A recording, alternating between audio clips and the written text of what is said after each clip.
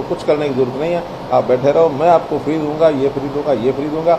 हम फ्री बीज में विश्वास नहीं करते। विधायक जो आते हैं वो सामान्यतः अपने क्षेत्र के काम के लिए ज़्यादा आते हैं, तो उन्होंने भी अपने क्षेत्र आदमपुर विधानसभा के बारे में जो कुछ कामों की बात कही थी, वो तो कोई भी आना चाहे आ सकता है, विजेंद्र बंसल भी आना चाहे तो आ सकता है, बहुत इच्छा जाग रही है। मैं देश के प्रधानमंत्री श्री नरेंद्र मोदी जी का बहुत आभार प्रकट करता हूँ कि जिस प्रकार से पेट्रोलियम पदार्थों की जो कीमत बढ़ रही थी उसमें कटौती करने का जो निर्णय लिया है।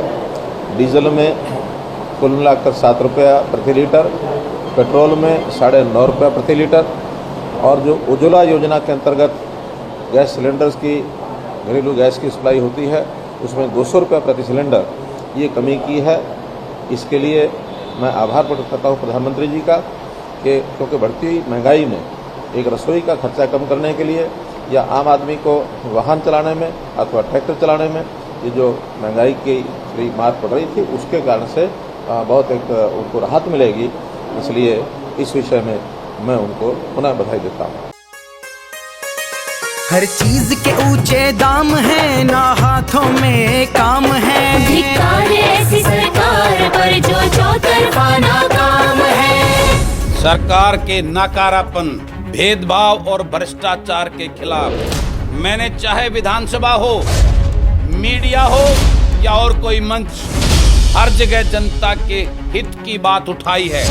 और अगर आप चाहते हैं मैं आपके हक की, महंगाई व भ्रष्टाचार और राजघरानों द्वारा की जा रही लूट के खिलाफ आपकी लड़ाई बड़े स्तर पर लड़ूं, तो अपनी सहमति व सहयोग के लिए 78 34 800 800 पर मिस्ड कॉल करें और जनसेवक मंच से जुड़ें। जनसेवक मंच से जुड़िए।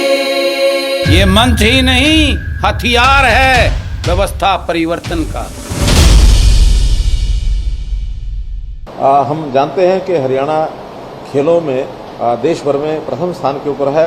प्रधानमंत्री जी ने आज एक महिला खिलाड़ी से बातचीत करते हुए उन्नति उसका नाम था, और जिस प्रकार से हरियाणा की तारीफ की है और हरियाणा की धरती में ऐसी कौन सी विशेषता है माटी में, इसकी भी चर्चा उन्होंने की। दूध दही का खाना ये विषय आया, और इसको हम लोग लगातार प्रोत्साहन दे रहे हैं कि किस प्रकार से हरियाणा खेलों में और आगे बढ़े, चाहे वो इनाम के नाते से धनराशि की बात हो अथवा खिलाड़ियों को नौकरी देने की बात हो, ये सब चीज़ें उनके प्रोत्साहन में कर रहे हैं।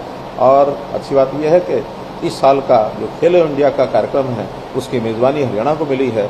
इसके लिए मैं प्रधानमंत्री जी का बहुत बहुत धन्यवाद करता हूँ। पंचकुला में ये खेल 3 जून से और 4 जून से और 13 जून तक ये 10 दिन के अंदर संपन्न होंगे। पहले तो ये जयंती जो है महर्षि कश्यप की जयंती है, तो महर्षि कश्यप की जयंती का जो कार्यक्रम है वो वहाँ के समाज के लोग बना रहे हैं।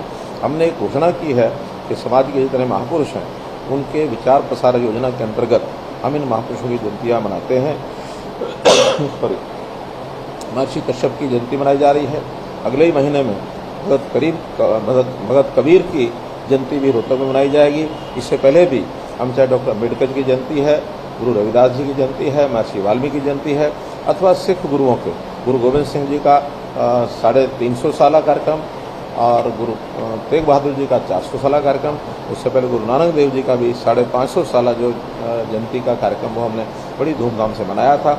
इसी प्रकार अन्य महापुरुषों की जयंतियाँ जब भी होंगी तब उनको मनाएंगे। देखिए, सरकारों को जनहित में काम सब करने चाहिए। जितना भी हमारे पास साधन हैं उन साधनों में हम पर्याप्त जनहित के कार्य करते हैं, लेकिन साथ में हमारी पॉलिसी ये है कि लोगों को जिनकी आमदन कम है, रोजगार जिनके पास नहीं है, उनको रोजगार दिलाया जाए। शिक्षा और स्किलिंग के माध्यम से उनको ट्रेंड करके और स्वरोजगार में वो आगे बढ़ें ताकि उनकी आय बढ़े, अपने परिवारों का गुजारा चले। लेकिन हमारे मित्र जिनका हम नाम ले रहे हैं उन्होंने उसको एक प्रकार से सिट डाउन पॉलिसी में इसको कहता हूँ, वो ऐसा इशारा करते हैं जैसे आपको कुछ करने की जरूरत नहीं है, आप बैठे रहो, मैं आपको फ्री दूंगा, ये फ्री दूंगा, ये फ्री दूंगा।